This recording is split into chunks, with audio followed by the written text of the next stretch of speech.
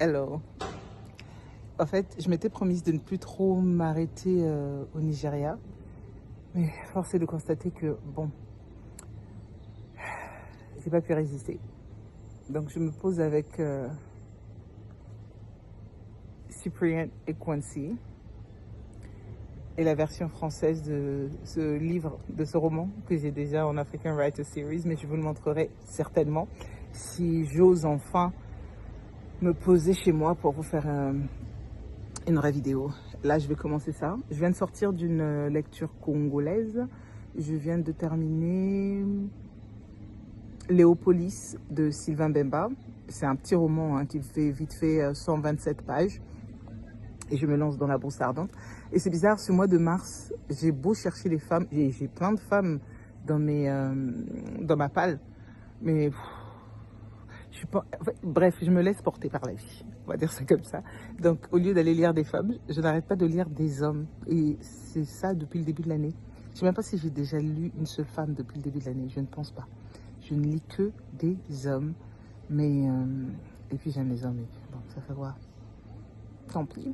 Il y aurait peut-être, comme toujours, une envie d'aller explorer les femmes qui viendra plus tard, mais là, pour l'instant, je ne parviens pas.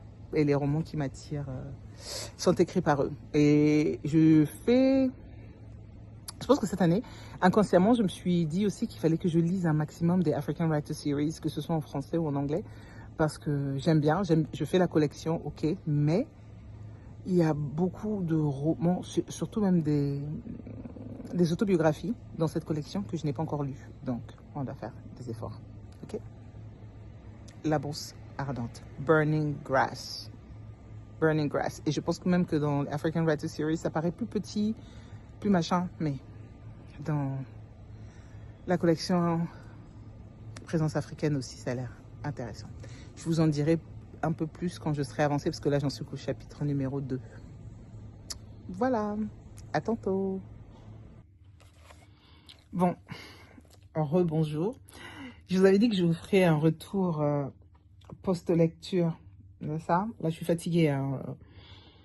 Je suis fatiguée pour des raisons XY. Bref, j'avais promis, donc je vais tenir ma parole et conclure, parce que là, j'ai achevé cette lecture il y a déjà plus de 2 semaines, pratiquement un mois, parce que je l'ai lu au mois de mars, et là, nous sommes en avril. Et c'était au début du mois de mars. J'avais dit que c'était un roman, mais en fait, ça s'apparente plus à un conte qu'à un roman. En gros, nous sommes au Nigeria, au nord du Nigeria, dans une partie du Nigeria où la plupart des habitants, ou la majorité des habitants sont musulmans. Ça a son importance dans ce conte, parce que beaucoup de choses qui vont être dites et faites auront souvent pour base l'islam. Ok ? Les prières, les douas, les ablutions, tout ça là, tout un cheminement avant de faire certaines choses, c'est important. On va suivre un père, un chef de famille, qui va être victime, entre guillemets, de la maladie de l'errance. Ce qu'ils appellent la maladie de l'errance, c'est un sort qui est en règle générale jeté par tes adversaires quand ils t'envient, ou voilà, quand ils convoitent les choses que tu as pour te déstabiliser. Ouh là là, pour te rendre instable. Bah oui, oui, pour te déstabiliser. Faire en sorte que tu cours après quelque chose et que tu aies toujours envie de voyager, en fait. Tu deviens comme un pigeon voyageur, et c'est une maladie de toute façon qui est aussi apportée par un pigeon. Donc chaque fois que tu vas voir un pigeon ou un animal volé, un oiseau volé, tu vas le suivre et ça va t'emmener vers des endroits pas possibles. Lui, dans ce cas-ci, il va y avoir une histoire de femme. Une histoire de femme. Pas pour lui, mais c'est un papa qui a 3 fils.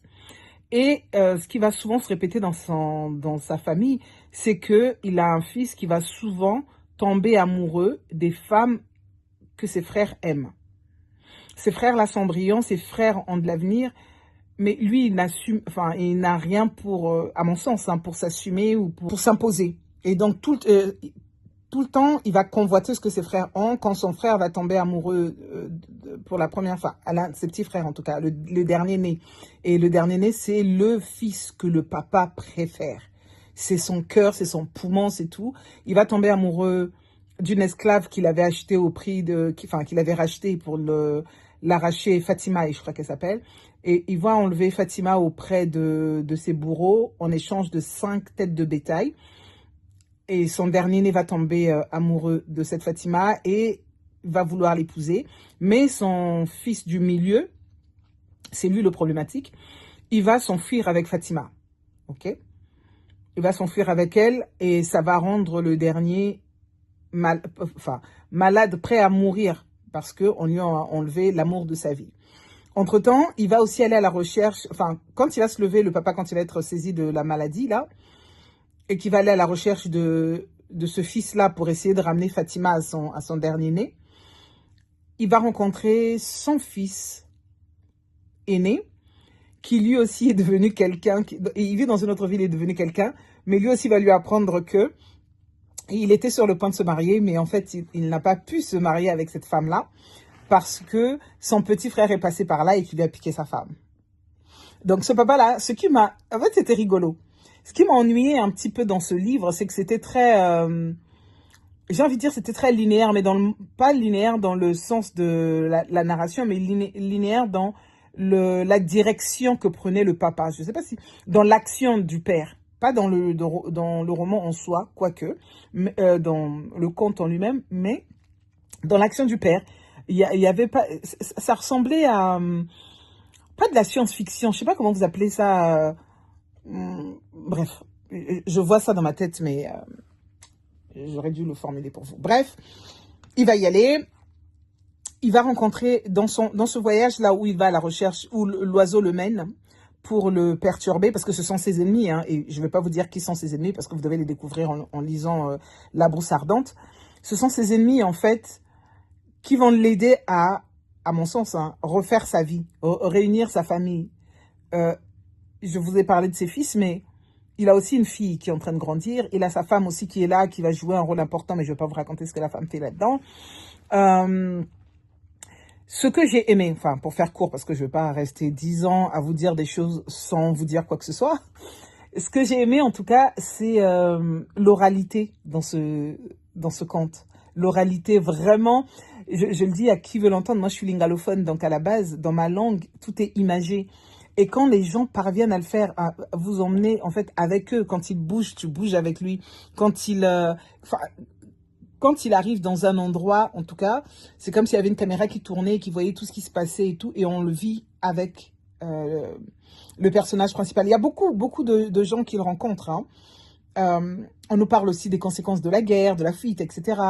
Parce qu'il va rencontrer quelqu'un qui avait perdu son fils, qui croit avoir perdu son fils parce qu'il était parti se battre pour les Blancs durant la guerre, dans les guerres mondiaux, pour ce qui est d'actualité. Donc il pense que son fils, en partant là-bas, il n'est jamais revenu.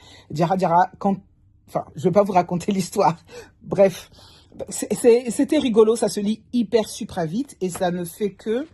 Je crois, dans la version française, hein, j'entends, ça fait 168 pages. Et c'est le numéro 2 dans les African Writer Series. D'ailleurs, ce que je vais faire, c'est que je vais vous mettre, je pense, en couverture, la version française et la version anglaise que j'ai côte à côte. Voilà, je voulais finir la vidéo parce que je ne voulais pas la charger comme ça. Donc, je vous le recommande. Pas vivement, mais je vous le recommande quand même. C'est une lecture qui détend. Et pour ceux qui aiment aussi la fiction, ne vous dites pas que c'est une histoire africaine, donc ça va être lourde. Non, non, non. Vous allez rire aussi de temps en temps et c'est génial. J'ai bien aimé. Allez, ciao.